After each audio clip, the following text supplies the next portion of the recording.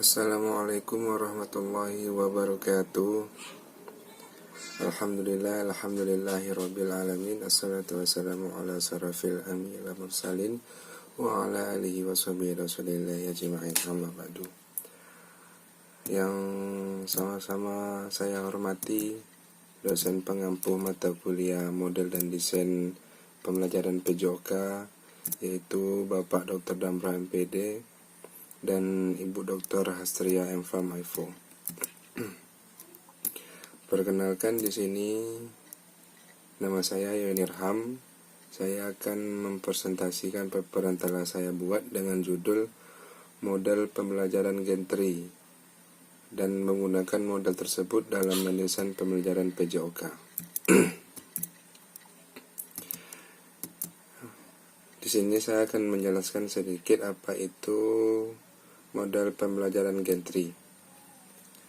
Desain pembelajaran model Gen 3 dikenal dengan singkatan IPDM, Instructional Project Development dan Management. Mulai diperkenalkan pada tahun 1994 oleh Castelle G. Gentry. Munculnya model ini dilatar belakangi oleh beberapa hal, antara lain banyak buku-buku teks tentang desain pembelajaran yang cenderung mengabaikan kekurangan hubungan antara proses-proses desain pembelajaran dengan proses-proses pendukungnya atau supporting processes. Banyak para ahli desain pembelajaran mendiskusikan proses-proses desain pembelajaran seperti contoh kebutuhan penilaian, desain, produksi, dan implementasi secara detail. Tetapi hanya sebagian kecil mendiskusikan proses-proses pendukung, dan diskusi biasanya terbatas pada suatu hal, yaitu manajemen. Sebagai seorang instruktur, project manager, dan konsultan, Castelle Gentry berulang-ulang mencoba mengkaitkan keterhubungan dan saling ketergantungan dua komponen dari proses itu, yaitu manajemen, penanganan informasi, komunikasi, perolehan dan alokasi sumber daya, berbagai hal tentang personil, dan penggunaan dari fasilitas-fasilitas proyek.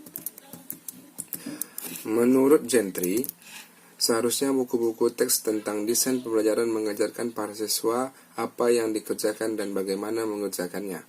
Hal ini didasari pada banyaknya buku tentang desain pembelajaran yang hanya memfokuskan pada what needs to be done, dan hanya sebagian kecil yang memfokuskan pada how something is done. Banyak ditemukan guru atau instruktur menggunakan metode pengajaran tradisional, di mana dalam waktu yang relatif sedikit, mereka secara efektif mengajarkan semua teknik penting untuk penentuan proses suatu model desain pembelajaran. Di sisi lain, tersedia banyak waktu untuk memperkenalkan desain pembelajaran untuk mengajarkan proses-proses esensial dan teknik-teknik mereka. Baik, selanjutnya, desain pembelajaran merupakan prinsip-prinsip penerjemahan dari pembelajaran dan instruksional ke dalam rencana-rencana untuk bahan-bahan dan aktivitas-aktivitas instruksional, menurut Smith and Ragan di tahun 1993. Lebih lanjut, mereka mengatakan bahwa desain pembelajaran dapat dianggap sebagai suatu sistem yang berisi banyak komponen yang saling berinteraksi. Komponen-komponen tersebut harus dikembangkan dan diimplementasikan untuk kelengkapan suatu instruksional. Sistem pengembangan instruksional sering kali direpresentasikan sebagai model grafik. Beberapa tahun terakhir, sejumlah model desain pembelajaran diperkenalkan oleh beberapa ahli atau tokoh. Gentry mengatakan bahwa model desain pembelajaran adalah suatu representatif grafik tentang suatu pendekatan sistem yang dirancang untuk memfasilitasi pengembangan yang efektif dan efisien dari pembelajaran. Tujuan dari desain pembelajaran yaitu membuat pembelajaran lebih efektif dan efisien dan mengurangi tingkat kesulitan pembelajaran, menurut Marison, Ross and Kemp di tahun 2007.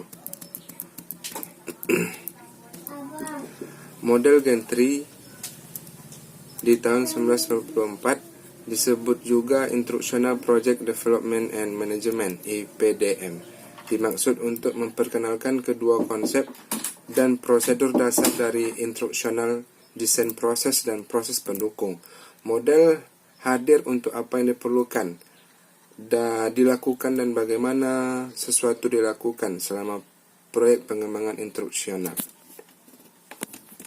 Model gantry ini disertai oleh berbagai teknik dan alat bantu pekerjaan untuk menyelesaikan tugas-tugas yang terkait dengan pengembangan instruksional. Menurut gantry, model IPDM ditunjukkan untuk mahasiswa pasca sarjana berlatih pengembangan instruksional dan guru, namun deskripsi komprehensif dan seluruh proses dan alat-alat yang menyertainya untuk mengelola proyek-proyek besar membuatnya cocok untuk mengembangkan sistem skala besar. Model gantry ini dibagi menjadi dua kelompok komponen pembangunan dan komponen pendukung dengan komponen komunikasi yang menghubungkan dua bagian.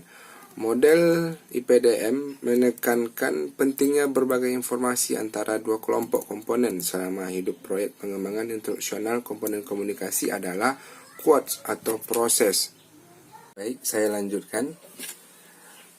Komponen komunikasi adalah quotes atau proses di mana informasi penting didistribusikan dan beredar di kalangan mereka yang bertanggung jawab atau terlibat dalam kegiatan proyek. Kualitas yang unik model gantry adalah cara bahwa proses pengembangan instruksional terkait dengan teknik-teknik khusus untuk pelaksanaannya. Langkah-langkah model. Komponen pengembangan terdiri dari 8 komponen, yaitu need analysis, adoption, design, production, prototyping, installation, operation, dan evaluation. Yang pertama yaitu analisis, menetapkan kebutuhan dan tujuan prioritas untuk instruksi yang ada atau yang diusulkan. Yang kedua adaptasi, membangun penerima oleh pengambil keputusan dan memperoleh komitmen sumber daya. Yang ketiga, desain kebutuhan, menentukan tujuan, strategi, teknik, dan media. Yang keempat, produksi, membangun elemen proyek ditentukan oleh desain dan revisi data. Yang selanjutnya, yang kelima, prototipe, merakit, uji coba, memvalidasi, dan menyelesaikan unit instruksional. Yang keenam, instalasi, membangun kondisi yang diperlukan untuk operasi yang efektif dari produk instruksional baru. Yang ketujuh, operasi, merawat produk instruksional setelah instalasi. Yang selanjutnya, yang terakhir, evaluasi, mengumpulkan, menganalisis, dan meringkas data untuk memungkinkan keputusan revisi. Selanjutnya ada 5 komponen pendukung, yaitu manajemen, informasi, penanganan, alokasi anggaran atau sumber daya atau personil dan fasilitas. Ya, di sini saya akan jelaskan satu-satu. Yang pertama, manajemen, proses di mana sumber daya dikendalikan, terkoordinasi, terpadu, dan dialokasikan untuk mencapai tujuan proyek. Yang kedua, informasi penanganan, proses memilih, mengumpulkan, menghasilkan, mengorganisir, menyimpan, mengambil, mendistribusi, dan menilai informasi yang diperlukan oleh instruksional desain proyek. Selanjutnya, alokasi anggaran atau sumber daya, proses untuk menentukan kebutuhan sumber daya, meresmikan anggaran, dan memperoleh dan mendistribusikan sumber daya. Selanjutnya, personil, proses untuk menentukan kebutuhan staf, memperkerjakan, pelatihan, menilai, memotivasi anggota, konseling, mencela dan mengabaikan instruksional desain proyek. Yang terakhir, fasilitas, proyek untuk mengatur dan merenovasi ruang untuk desain, implementasi, dan pengujian unsur instruksi.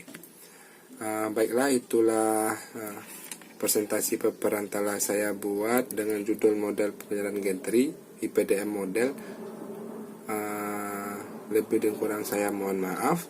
Wabillahi taufiq wal hidayah. Assalamualaikum warahmatullahi wabarakatuh.